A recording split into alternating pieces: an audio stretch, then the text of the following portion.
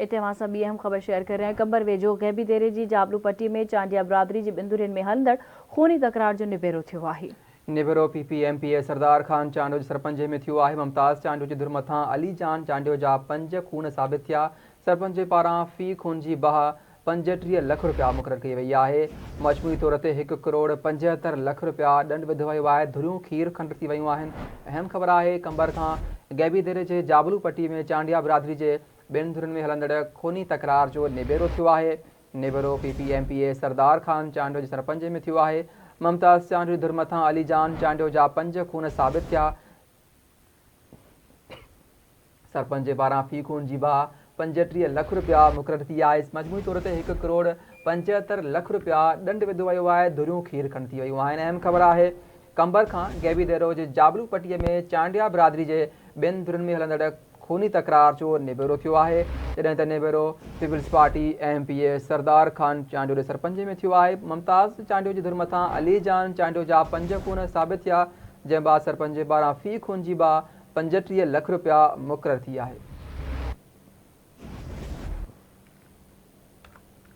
कंबर वेझो गैबी देरी जे जाबलू पट्टी में चांडिया बिरादरी जी ॿिनि धुरियुनि में हलंदड़ खूनी तकरार जो निबेरो थियो आहे। निबेरो PPMPA सरदार खान चांडियो जी सरपंची में थियो।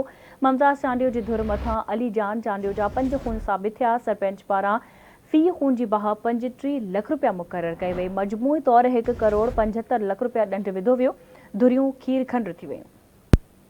इन हवाले सां कंबर मां लाइन ते मौजूद आहे हाकिम ख़ासकेली। जी हाकिम, कहिड़ा तफ़सील आहिनि?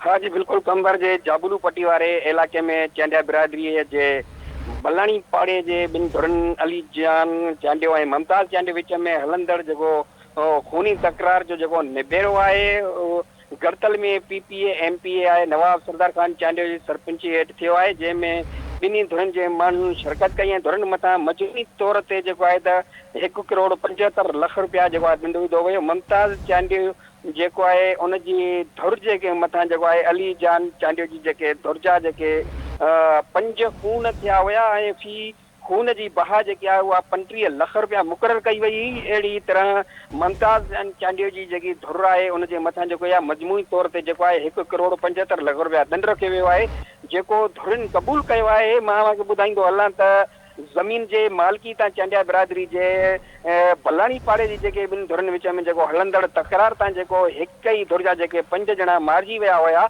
अॼु उन जिन में अली खान चांडियो ऐं संदसि भाउ गुलाम उमर चांडियो, गुल बहार चांडियो, संदसि भाइटियो ओशाक चांडियो ऐं अब्राहिम गांचो जेको आहिनि उहे मारिजी विया हुया, जिन जी खूननि जी जेकी आहे बाह जेकी आहे त मजमूई तौर ते 1 करोड़ 75 लख रुपया ॾंड जेको आहे उहो विधो वियो आहे, जेको धुरनि क़बूल कयो ऐं खीर खंड जी ख़ैर जी दुआ घुरी वई ऐं ॿिन्ही धुरियूं जेके आहिनि त उहे खीर खंड थी विया आहिनि। जी ठीकु आहे, मुंहिंजी महिरबानी हाकिम अपडेट करण लाइ।